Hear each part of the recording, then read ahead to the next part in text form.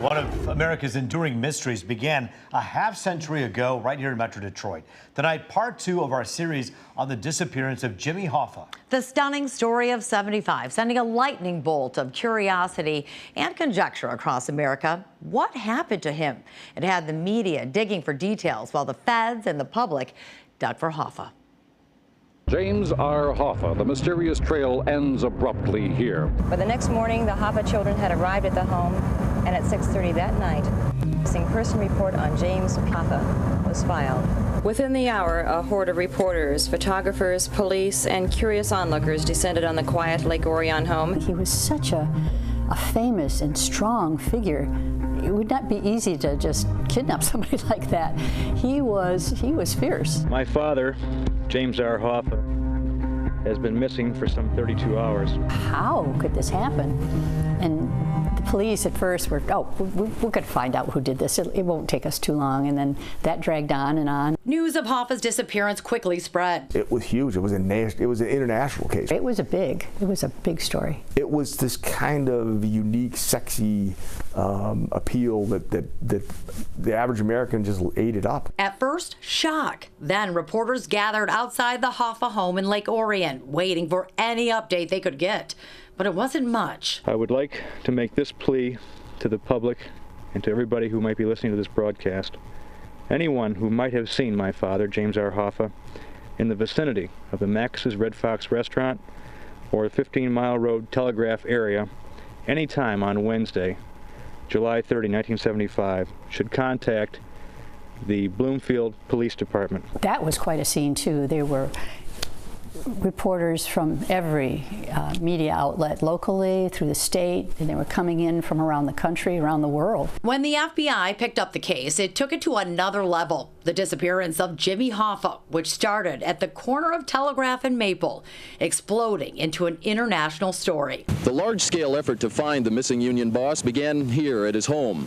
This is where young Jim Hoffa came outside during the first few days to keep us posted. This is where he announced the $200,000 reward for finding his dad. It's also where he announced the Where's Jimmy Hoffa bumper sticker campaign here. We're going to get to the bottom of this one way or the other. You can be assured of that. It's been some 12 days since Mr. Hoffa has disappeared. The FBI has been engaged in this investigation for 1 week. Meanwhile, even with the FBI devoting massive amounts of resources, they had next to nothing. I am of the opinion that we have made substantial progress in this case, and I remain optimistic that eventually we will reach a successful conclusion. With news of the reward spreading, many people turned into treasure hunters, but digging for clues left nothing but holes in a murder mystery. The presence of the investigators drew out the amateur sleuths, who used shovels, sticks, and even spoons to search for Hoffa's body. Once again, their motivation was probably the reward money, although some of them said there were other reasons. What are you doing out here? Looking for adventure, I guess. And money? Yeah. You really think you're going to find it? I doubt it. They'll probably get it police will probably get it before I do. The depth of a couple of the holes you guys have been digging is unbelievable. Yeah, the one's about 7 foot deep, I guess. Pretty deep. Why the devil did you go that far down? I don't know. We just kept digging. It was getting exciting as we got down deeper. Are you really anxious to find Jimmy Hoffa's body? Oh, yeah. The money kind of excites me. Now it's quiet at the Hoffa house, here where the FBI began its investigation. The command post is gone. So is the man who used to play in the yard with his grandchildren. But where is he? Tips on where to find Hoffa or his body came from every corner of the country. Temptation to phone in a Hoffa tip grew as the reward money grew to $325,000.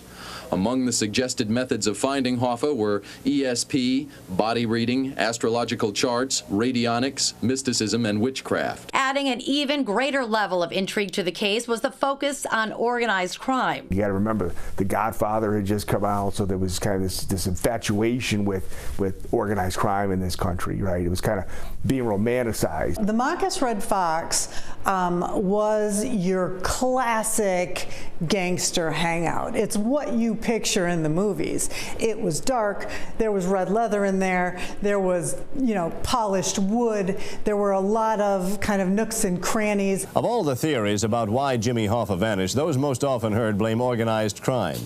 The underworld might have killed Hoffa because he was obsessed with regaining control of the Teamsters. Hoffa reportedly said he would put an end to mobster use of union pension funds when he was back in charge. With law enforcement and the public literally digging for clues, the hope to find him soon disappeared. This late date, after the time that's gone by, I think that it's clear that my father has been assassinated and that we're probably never going to see him again. The FBI, once confident they'd find Hoffa, suddenly didn't sound too sure. When, in your opinion, might the investigation near an end?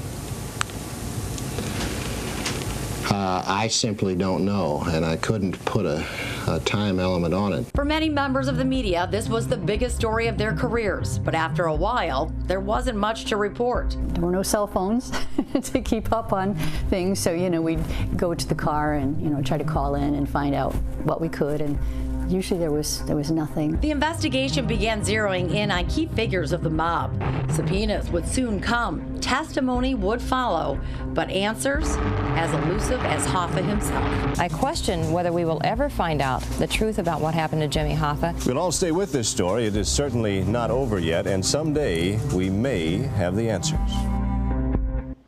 Well, tomorrow night, part 3, we shine a light on Detroit's shadowy underworld figures of the mob. The feds and the media ask questions, the answers as elusive as Hoffa himself.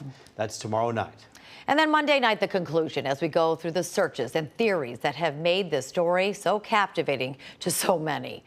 But don't miss Tuesday night as well, my rare one-on-one interview with James P. Hoffa, the son of the labor leader who followed in his father's footsteps. From the disappearance to the legacy of the Hoffa name, we talk about it all. You don't want to miss it.